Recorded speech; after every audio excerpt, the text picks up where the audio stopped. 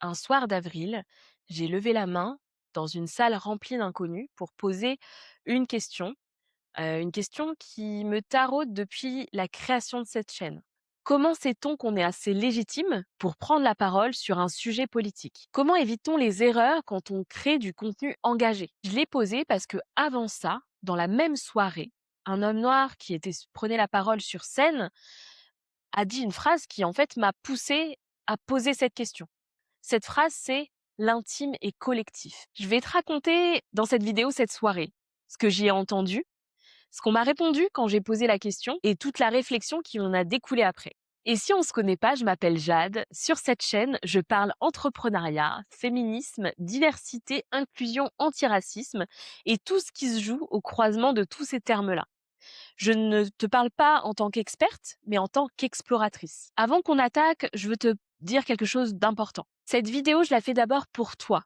Si tu te reconnais dans cette peur de prendre la parole, si tu es racisé et issu de l'immigration, et si ta légitimité à prendre la parole en public, on te la rappelle à la moindre occasion. Si tu te freines parce que tu sais que la marge d'erreur qu'on t'accorde est beaucoup plus mince que celle qu'on accorde aux autres. Si tu as déjà lâché un projet de contenu, un post, une newsletter parce qu'une petite voix t'a dit à l'intérieur: «Qui es-tu pour parler?»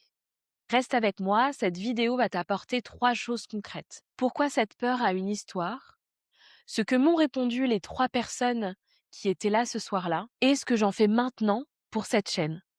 On est vendredi 17 avril, à la Maison de la Conversation dans le 18e à Paris. La soirée s'appelle un troisième espace. Elle est organisée par un collectif du nom de Third Space. Le concept, c'est un talk, un espace de conversation en petits groupes et une performance musicale pour finir. Le fil rouge, c'est la réappropriation de nos identités plurielles. Sur scène, 3 personnes que je vais te présenter brièvement. Fatma Torkani, journaliste, elle a fondé le média Arabia Vox et elle a remarqué un truc récurrent dans les médias mainstream. Lorsque l'on parle de personnes racisées, soit c'est un journaliste concerné par le sujet, mais on lui dit qu'il est trop proche, trop affecté, pas objectif pour en parler. Soit c'est considéré comme un sujet de niche et du coup, ça prend une part vraiment minime dans les sujets traités par le média. Arabia Vox, c'est sa façon de sortir de cette double impasse. Dienaba Amidou, originaire de Mauritanie, basée à Elbeuf en Normandie. Elle a fondé l'association Lumière pour tous. Son asso fait émerger des projets solaires dans des villages reculés de Mauritanie où elle forme des femmes et des hommes sur place pour qui et elles soient autonomes. Elle porte aussi un travail de visibilité sur la communauté Peul et la Mauritanie, où elle a rappelé au micro: dans ce pays, les Arabes et les Noirs n'ont pas les mêmes droits. C'est une réalité qu'on entend rarement dans l'espace public francophone. Et puis, Danny Boumba, chanteur, musicien et père de 2 garçons, il fait de la soul congolaise avec un K. Comme il l'a précisé sur scène, le K se réfère au royaume du Congo avant la colonisation. Famille de mélomanes, parents congolais, Lingala dans les textes, mélange de rumba, de gnawa et de musique cubaine. Voilà les voix qui sont sur scène ce soir-là. La question qui les réunit: comment nos cultures nourrissent ce qu'on crée, ce qu'on porte publiquement et ce qu'on transmet. À un moment, on demande à Dany comment il crée, comment il chante. Il commence par une banalité: ado, il faisait du rap un peu comme tout le monde. Sauf que vite, il a décroché. Pas son truc. Lui, ce qu'il voulait, c'était chanter, prendre sa guitare et surtout chanter en lingala, dans sa langue. Et c'est là qu'il a dit un truc qui m'a fait tendre l'oreille. Parce que la rumba, c'est une tradition. Et dans cette tradition, il y a une règle non écrite. Quand un homme veut chanter la tristesse, la déception amoureuse, le manque, la fragilité, qu'est-ce qu'il fait? Il passe par la voix d'une femme. Il chante à sa place. Comme si, je reprends ces mots, il n'assumait pas. Lui, ce qu'il fait, c'est l'inverse. Il chante ces choses-là à la première personne. En son nom, en tant qu'homme noir. Et il ajoute cette phrase qui me paraît clé: j'ai toujours eu la légitimité de le faire. Parce que si je le ressens, c'est forcément ressenti par d'autres. L'intime est collectif. Mais ce n'est pas le seul moment où il m'a fait réagir ce soir-là. Quelques minutes plus tard, il revient sur une de ses chansons. Une chanson sur le consentement. Et là, il dit un truc dont on a beaucoup débattu avec le groupe d'amis avec qui j'étais, juste après le talk. Il dit: je ne me sentais pas légitime à écrire cette chanson. Parce que je suis un homme. Et que ce sujet, c'est aux femmes de le porter. Bon, je vous avoue, première réaction, honnêtement, Parce que si tous les hommes devraient attendre d'avoir la légitimité de parler de consentement, en fait, on n'est pas sorti. Au contraire, ça ferait du bien que beaucoup plus d'hommes se saisissent publiquement de ce sujet sans le laisser aux femmes. Mais, et c'est là que l'histoire devient intéressante, il la fête quand même, cette chanson sur le consentement. Et la raison qu'il donne a mis une certaine tension dans la salle, je l'ai ressenti. Un de ses proches a été agresseur. Et à ce moment-là, il a dit qu'il ne pouvait plus se taire. Il devait prendre position en tant qu'artiste, même si c'était inconfortable, même si ça venait questionner ses propres responsabilités à lui dans ses propres relations amoureuses. Et c'est là pour moi que l'intime et collectif prend toute sa profondeur politique. Parce qu'il ne dit pas juste je partage ma vulnérabilité parce qu'elle parle à d'autres, il dit quelque chose de plus dur. Il dit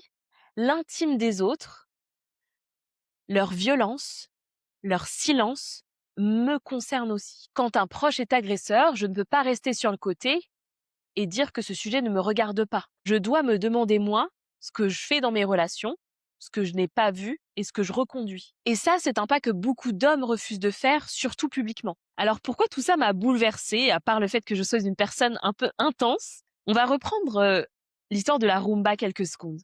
Ce que Dany décrit, ce n'est pas une vue de l'esprit.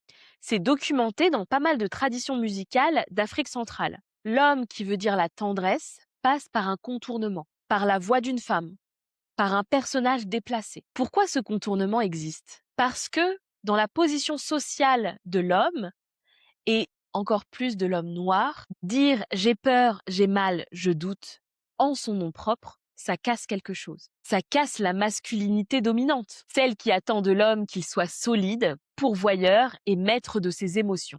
Bell Hooks en parle très bien dans son livre We Will Cool Black Men and Masculinity, publié en 2004. Elle y dit un truc essentiel. Les hommes noirs, en plus des injonctions masculines génériques, subissent une surcodification raciste. Ils doivent être forts parce que hommes et durs parce que noirs. On leur prête la force, la colère, le charisme, l'humour, la sexualité performative. La fragilité? Jamais. La fragilité dans le regard blanc dominant ne leur est pas accordée. Donc, quand Dany chante à la première personne sa vulnérabilité, il fait quelque chose que le système n'a pas prévu pour lui. Et la formule l'intime et collectif, il faut la situer aussi. Elle a une généalogie politique. Dans les années 60, aux États-Unis, les féministes radicales posent un principe qui dit que le personnel est politique. Carol Anish écrit un livre qui porte ce titre en 1969.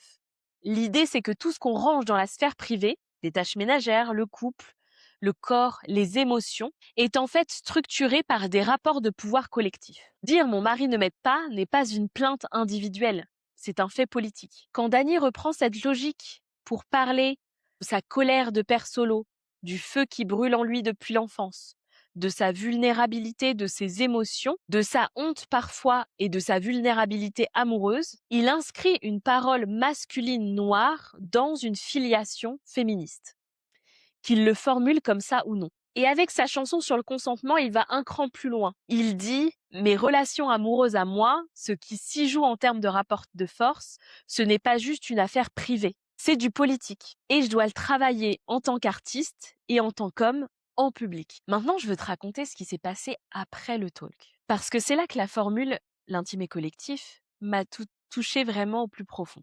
On a quitté la salle de conférence pour aller dans un autre espace. Cette salle était aménagée en petits espaces de conversation. Sur chaque table, il y avait des cartes autour de thématiques comme la santé, l'amour, la culture, l'identité, la transmission. On tournait comme ça en petits groupes avec des personnes qu'on ne connaissait pas du tout. Et à chaque question, ça donnait à peu près ça. Quelqu'un disait quelque chose d'intime et puis émergeait une réflexion, un doute, un souvenir. Et autour de la table, à chaque fois, une personne disait « moi aussi ». Moi aussi, je me suis posé cette question. Moi aussi, j'ai ressenti ça.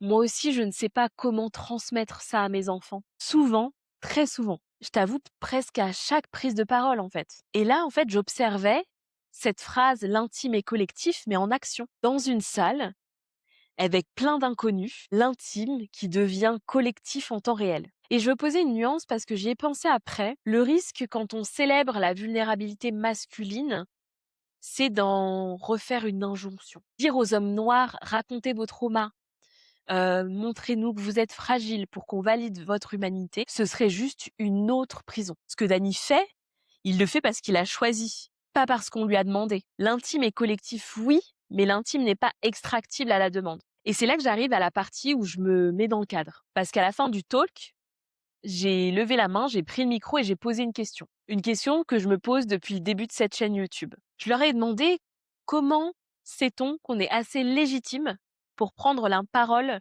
sur un sujet politique, sur un sujet engagé, et comment on évite les erreurs. Je la posais vraiment très concrètement pour moi, pour ce que je fais, pour ce que je fais notamment ici. Ici, je veux parler de sujets politiques, de féminisme, d'afroféminisme, d'antiracisme, de diversité, d'inclusion, d'entrepreneuriat inclusif sur un format long comme celui-là. Et parfois, je me freine. J'ai envie de dire des choses, je vis des choses que j'ai envie de partager, mais j'ai cette crainte de ne pas être légitime. En fait, j'ai peur de mal formuler quelque chose, d'être maladroite, de heurter. J'ai peur d'être mal comprise et puis de nuire au lieu d'éclairer.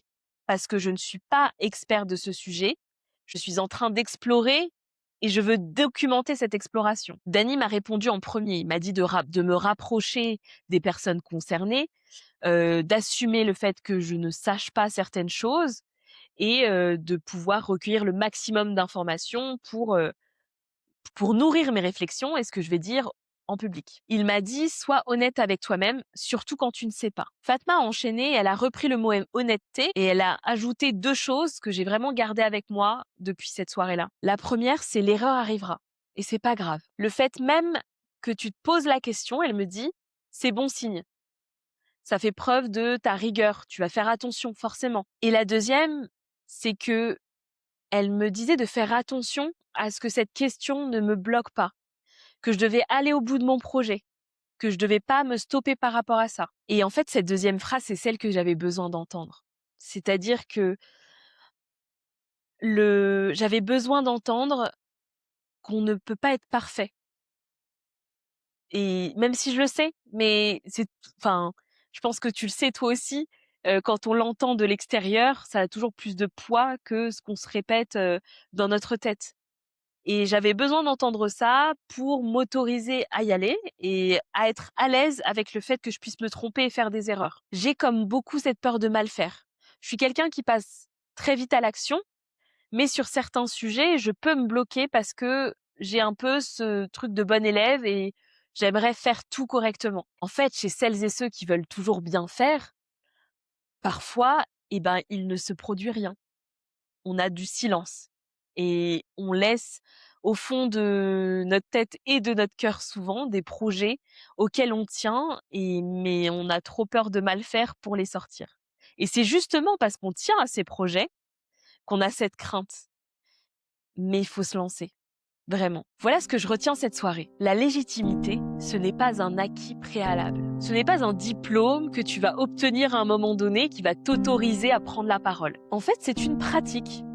Donc tu dois passer à l'action. Tu te rapproches des personnes concernées, tu creuses les sujets, tu es honnête avec ce que tu ne sais pas, accepte que tu vas te tromper. C'est peut-être là le truc le plus compliqué, je pense, mais t'y vas quand même. Et j'aimerais que tu retiennes ça.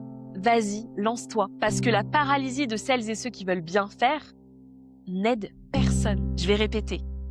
Parce que la paralysie de celles et ceux qui veulent bien faire n'aide personne. Ce que Dany fait avec sa chanson sur le consentement, c'est ce que j'essaye de faire avec cette chaîne, depuis ma position de femme noire créatrice de contenu. Je parle de ce qui me traverse, je cite les personnes qui travaillent sur le sujet, je dis ce que je ne sais pas, et si je me trompe, dis-le moi, s'il te plaît.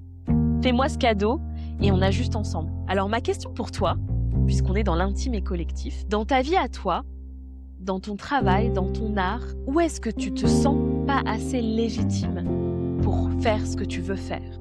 Et qu'est-ce que tu ferais si tu décidais que la légitimité était une pratique et non une condition? Dis-moi en commentaire, je lis vraiment tout. Et comme ça on discute. Je vais te mettre tout ce que j'ai cité comme source et comme référence en description. Et si tu veux créer depuis une position politique assumée, n'hésite pas à suivre la chaîne parce que je publie des interviews dans le contexte de mon podcast «Pourquoi t'as fait ça?», où il y a à chaque fois des personnes qui font ce pari, qui passent à l'action et qui décident que la légitimité, c'est une pratique et c'est des profils super inspirants pour toi si tu veux avancer sur cette thématique. Je te souhaite une bonne journée, une bonne soirée suivant quand tu regardes cette vidéo et je te dis à bientôt.